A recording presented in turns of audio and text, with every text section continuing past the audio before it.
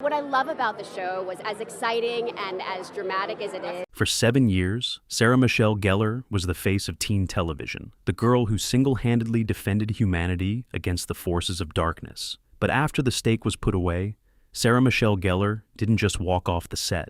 She stepped into a version of herself that the world didn't see coming. While fans were waiting for the classic reboot, Sarah was dismantling the very mold that had made her famous. Today, we peel back the layers of her quiet exit, her strategic return, and the bold, unfiltered persona that has the internet buzzing about her transformation. The weight of the crown. Sarah Michelle Gellar spent 17 years navigating a world that demanded perfection from a teenager.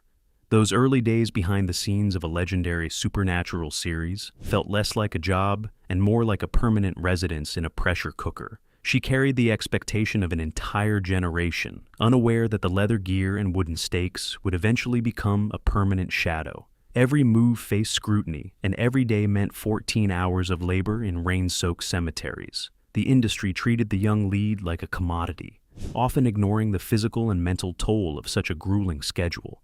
Sarah Michelle Gellar saw the exhaustion settle into her bone marrow as the seasons dragged on. Production crews demanded absolute precision, forcing her through multiple takes for minor shifts in choreography or tone. This environment left no room for humanity or basic fatigue. Because she served as the anchor for an entire network, the stakes remained impossibly high. This constant performance created a profound, crushing sense of isolation that few peers could truly understand. How many nights did she spend staring at a script, feeling the weight of a generation that viewed her fictional character as a literal savior?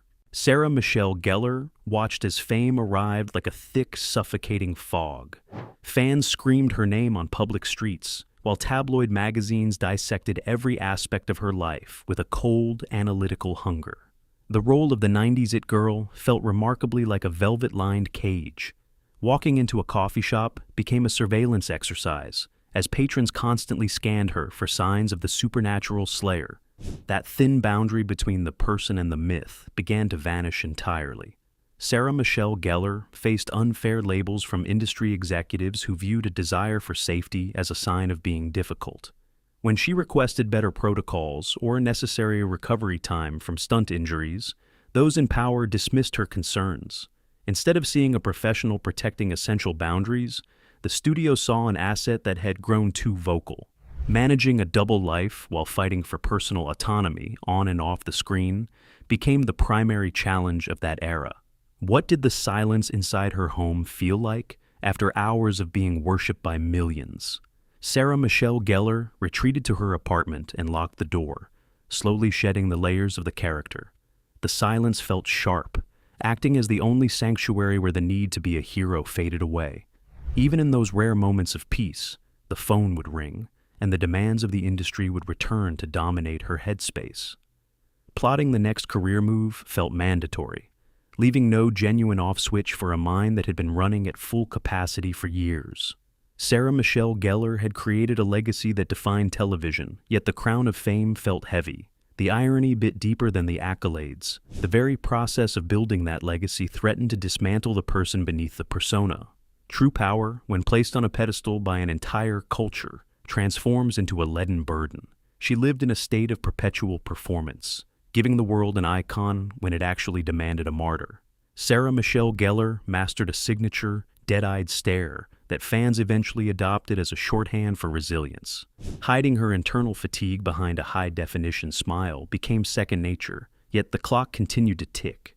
She realized that reclaiming the space between the slayer and the woman was a matter of life or death.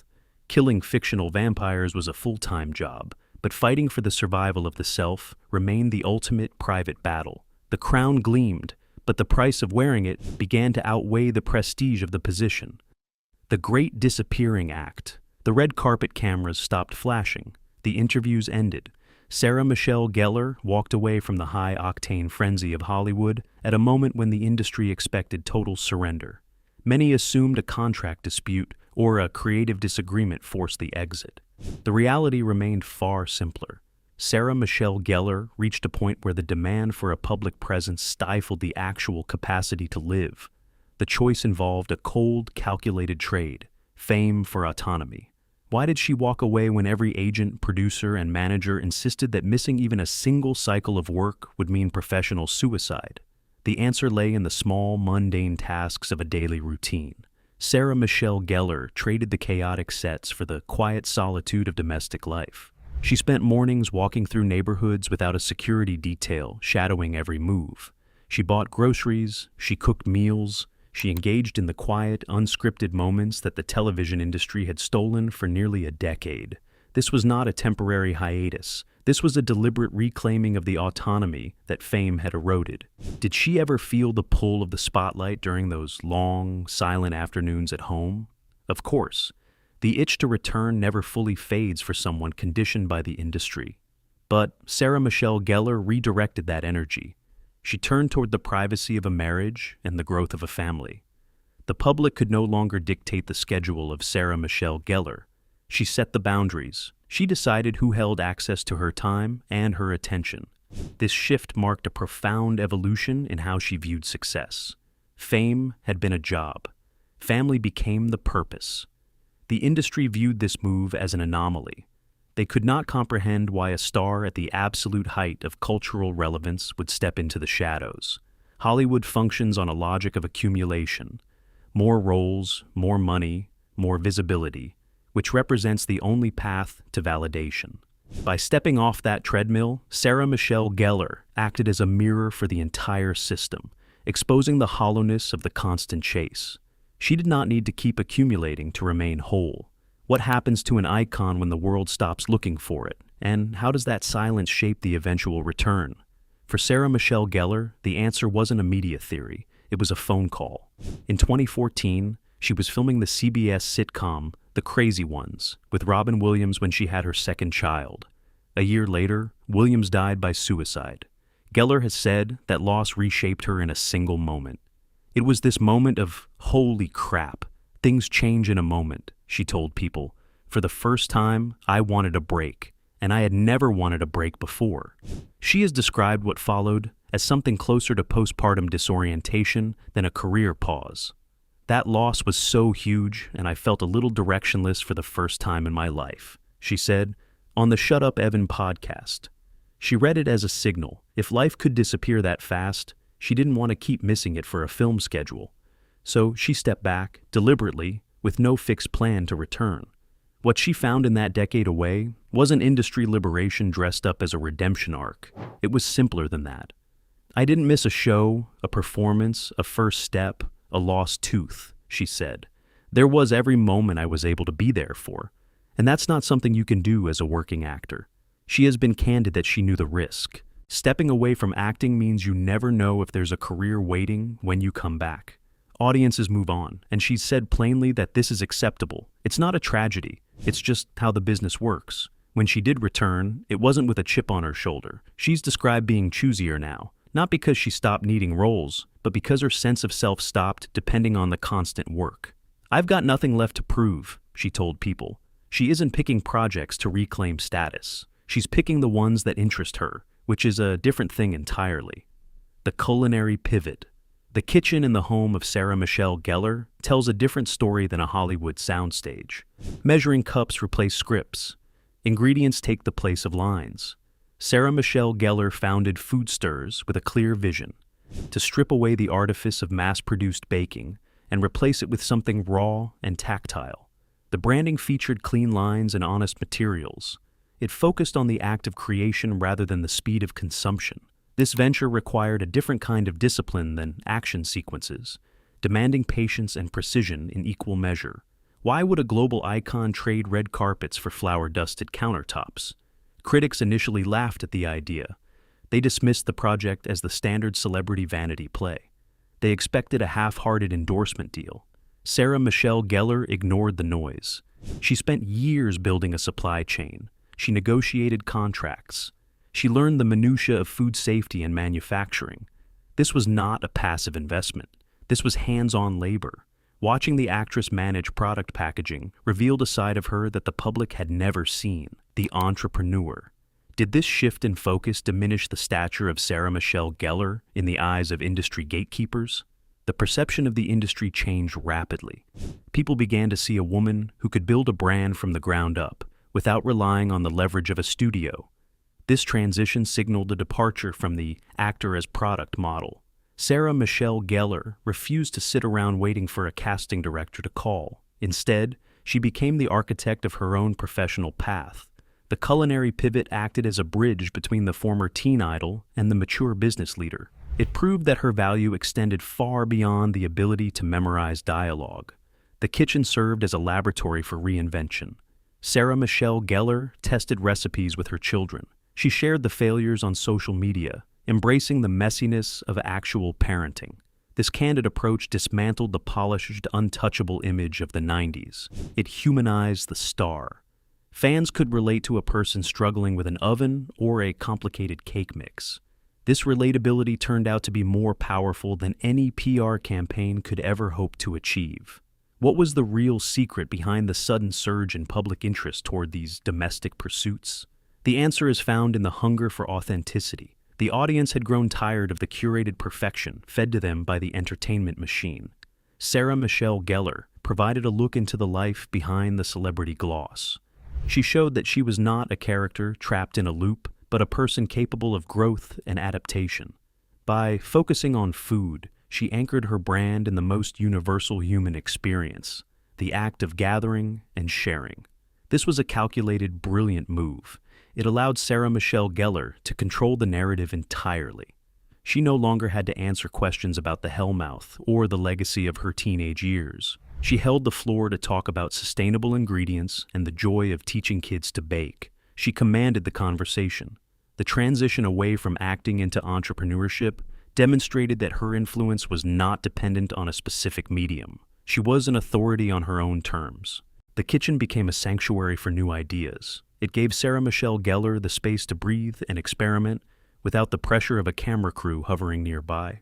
She learned that she enjoyed the logistical challenge of building a company as much as, or perhaps more than, the creative challenge of a performance. This was the birth of the second act. The actor had become the builder. She proved that the best way to handle a career slump is to create the work yourself. The culinary pivot was not a retreat from the spotlight. It was an expansion of her domain. Sarah Michelle Gellar showed that a woman can be many things: a mother, an actor, a leader, and a creator.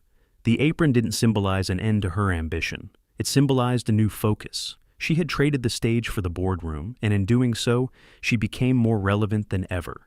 The audience didn't just watch her anymore, they followed her lead. This was the ultimate victory for a woman who had fought so hard to own her own story.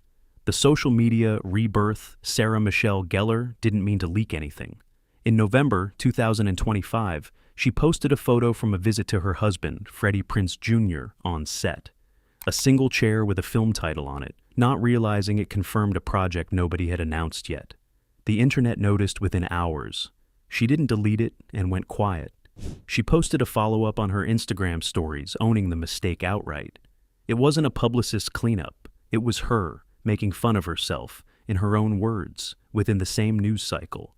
This is closer to how Gellar actually uses social media than to any polished celebrity messaging. During the pandemic, she posted a video of herself with pink hair, explaining it with the same dry tone. Well, because we're still in quarantine, I had to think of a new and creative way to embarrass my children. Quarren-cooler. It wasn't a brand campaign. It was a parent looking for something to laugh about during a hard year, and 4.8 million followers watched her do it. The same instinct shows up when fans try to stir up old drama. In 2014, during an Australian TV appearance, she was asked about her "I Know What You Did." Last summer co-star Jennifer Love Hewitt, whose role in the film leaned heavily on a low-cut wardrobe. Gellar's response became one of her most quoted lines. "I know what your boobs did last summer." It wasn't bitter. It was a joke at the franchise's own expense. And it's followed her around online for over a decade because she said it herself instead of waiting for someone else to write the punchline for her. That same willingness to poke fun at her own history resurfaced more than 10 years later, when the "I Know What You Did" last summer sequel brought speculation about tension between her and Hewitt back to the surface. After a stiff red carpet exchange went viral, both actresses ended up publicly denying any feud, with Hewitt confirming her return to the franchise and Gellar reposting the announcement herself, captioned, "It's never too late to go back. Julie James is returning. I know what you will be doing next summer." She let the old joke close the loop on the new rumor instead of issuing a formal denial. She has also used the platform for the opposite of comedy. When her longtime friends Michelle Trachtenberg and Shannon Doherty died within months of each other, Gellar didn't state a representative. She posted directly, pulling lines from Buffy the Vampire Slayer itself to say goodbye. "The hardest thing in this world is to live in it. I will be brave. I will live for you." That's not branding either. That's someone using the only public voice she has to grieve in front of millions of strangers who happen to also be fans. Her sense of self in front of a camera has shifted too, and she's talked about that shift directly rather than letting people guess at it. At 47, she told people her relationship with her own image had changed. "I think that there was a time when I worried so much about what was trendy and what people would think of how I looked in it," she said. "And I think now I'm more invested in myself and wanting to try things that are different." She framed a Paris Fashion Week trip the same way, captioning a carousel of photos simply, "My weekend in Paris," with no further explanation needed. A swimsuit post from a tropical vacation carried the same tone, captioned, "Tropic like it's hot. I'm Sarah and I am an aquaholic." None of it reads like content built for an algorithm. It reads like someone who stopped performing for an audience that wasn't in the room. That shift connects directly to what she said about why she stepped back from acting in the first place. After the death of her Crazy Ones co-star, Robin Williams, in 2014, Gellar described feeling directionless for the first time in my life, and chose to step away from steady work to focus on raising her children. "I didn't miss a show, a performance, a first step, a lost tooth," she said. "There was every moment I was able to be there for, and that's not something you can do as a working actor." She has been equally direct about what the decade away cost her professionally, acknowledging that audiences move on and that this is simply how the industry works, not a tragedy to be managed. When she returned to acting, that same directness carried into how she talks about the industry itself. On the set of Wolfpack, she spoke openly about wanting to change the experience for younger actors coming up the way she once did. "I hope that I've set up a safety net for these actors that I didn't have," she said. At the SXSW premiere of Ready or Not 2 in 2026, she expanded on that idea, describing herself as a resource for the next generation rather than a competitor to them. "I just want them to know that I'm an advocate for them and that I'm a sounding board," she said. "What they're going through, I've probably seen it, been through it. I just really want them to feel in a space where they feel safe and they feel heard." None of this adds up to a branding strategy. It adds up to a fairly consistent pattern, documented across more than a decade of interviews and posts, of a woman who talks about her own life in her own words instead of letting headlines or sip-and speculation fill in the gaps for her. The leaked set photo, the pink hair, the old joke about a co-star's wardrobe, the tributes to dead friends, the comments about motherhood and aging and mentorship, all of it traces back to things Gellar has actually said on the record, often in her own captions.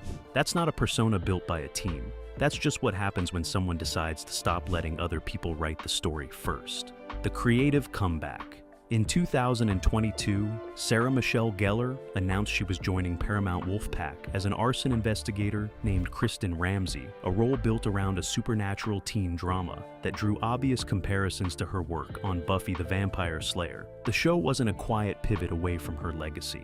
It was marketed directly on it. Wolfpack was well received by some viewers, but didn't land with critics, and Paramount Plus canceled it after a single season. Her next move wasn't a retreat from genre work either. In 2024, she was cast in Dexter, Original Sin, playing Tanya Martin, the CSI chief who becomes Dexter Morgan's boss. The role carries its own echo of her most famous character, a tough, sharp-eyed authority figure, investigating a young man hiding a double life. Not unlike the dynamic Buffy herself navigated for 7 seasons. Outlets covering the casting described it explicitly as a comeback, framed against the disappointment of Wolfpack's cancellation. Gellar has talked about the role with real enthusiasm rather than calculated reluctance. She told people she felt like she had manifested the part. Before stepping into it, she reached out to Julie Benz, her former Buffy co-star, who had spent 5 seasons on the original Dexter, playing Rita, Dexter's girlfriend, and the mother of his son. "We talked about it a lot," Gellar said. "She's very excited about it. That's not a woman distancing herself from her own history. That's someone calling an old friend because the new job reminded her of the old one." She's also been candid about how long she stayed away before any of this. Her acting career largely paused for close to a decade while she raised her children, a break she's described in detail in her own words elsewhere. When she came back, she didn't come back quietly or anonymously. She came back through Paramount Plus marketing that named Buffy in the first sentence, and then through a Showtime prequel built on a different cult franchise entirely. None of this fits a narrative about an actress strategically avoiding nostalgia to protect her artistic credibility. The two biggest roles of her return both trade explicitly on the kind of audience recognition that only a star with her specific history could bring. What's actually documented is simpler and, honestly, more relatable. She took a long break for her family. She stepped back into roles that excited her. And when one show didn't work out, she didn't disappear again. She tried the next one.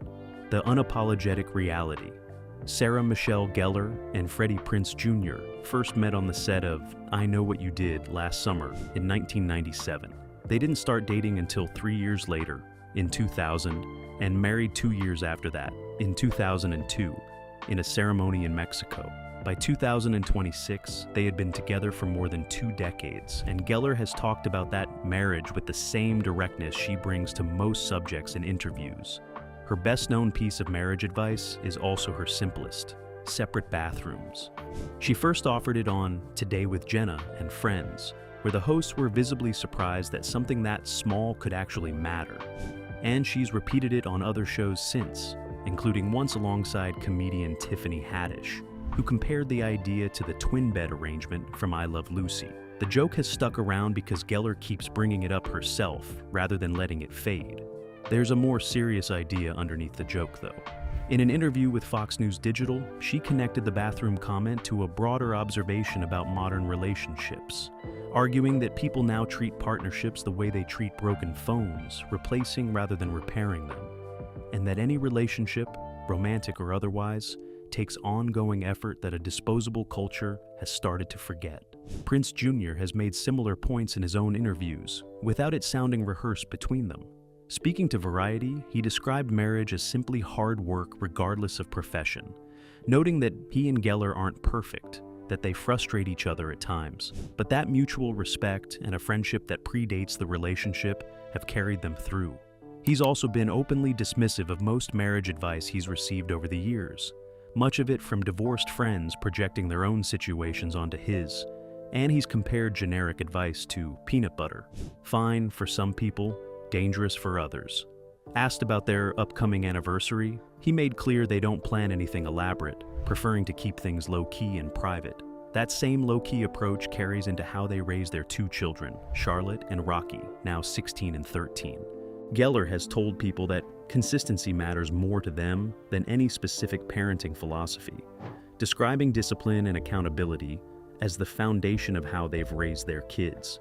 She's tied this directly to her own experience growing up in the industry, saying she wants her children to have normal milestones rather than early exposure to fame.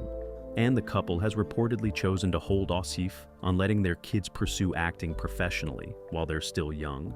She's also spoken candidly about keeping her public identity separate from her life at home, describing herself in a People cover story as essentially 2 different people depending on the context, one belonging to her career and one to her family. It reads less like a branding strategy and more like the ordinary way most people compartmentalize work and home, just stated out loud, because she happens to get asked about it. The humor stays present even in small domestic details.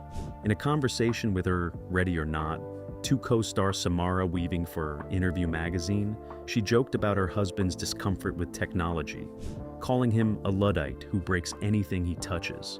When Prinze Jr. turned 50 in March, she hosted his birthday party and later mentioned on Sirius XM's The Morning Mashup that she'd had to remove a few uninvited guests who crashed the event, treating the whole thing as more funny than stressful. She marked the occasion publicly with a warm, simple caption about how lucky she felt to have known him this long. None of this amounts to a dramatic story. There's no reinvention arc, no calculated mystique, no carefully staged reveal. It's a married couple in their late 40s who met on a film set in their 20s, who joke about bathrooms and birthdays and broken gadgets, and who have been fairly consistent for over 2 decades about what actually keeps a relationship going: effort, respect, and not taking any of it too seriously. At 48, Sarah Michelle Gellar isn't chasing anything. That's the clearest thread running through her life today. She spends her days between film sets and her home with Freddie Prinze Jr., raising 2 teenagers who are old enough now to remember a mother who was present for nearly all of it. Not because she stepped back from a calculated career move, but because she made a choice after losing a friend and never fully second-guessed it. Her career has come back on its own terms, rather than through forced reinvention. She returns to genre work she clearly still loves, plays roles that nod to the legacy she built decades ago, and talks about all of it with the same dry humor she's always had. There's no sense that she's trying to outrun who she used to be. She brings up Buffy herself, jokes about her own old lines, and lets new audiences discover her work without managing the narrative around it. At home, very little about her life looks like a celebrity highlight reel. It looks like a long marriage held together by ordinary things. Shared jokes, working through irritation rather than around it, and parenting 2 kids with the same consistency she's talked about for years. She still teases her husband. He still claims he's never gotten good advice. Neither of them seems particularly interested in convincing anyone otherwise. What stands out most is how unbothered she seems by the gap between who she was at 20 and who she is now. She isn't performing contentment for an audience, she's just living in a fairly ordinary way, with an extraordinary career sitting somewhere in the background of it, which might be the most honest ending her story has had so far. That consistency is probably the most honest thing that can be said about Sarah Michelle Gellar's life today. The version of her that shows up when she talks about her marriage and her kids isn't dressed up for an audience. It's the same dry humor and the same bluntness about what's difficult that she's shown in interviews for years. After 3 decades in public life, what's left isn't a mythology built by anyone else. It's just a woman who answers questions about her family roughly the way she would at her own kitchen table, which may be the simplest reason people still want to hear the answers. What do you think made the bigger difference? The decade she spent away from acting, or the choice to come back only when it felt right? Drop your thoughts in the comments. And if you enjoyed this look at what life behind the headlines actually looks like, subscribe for more.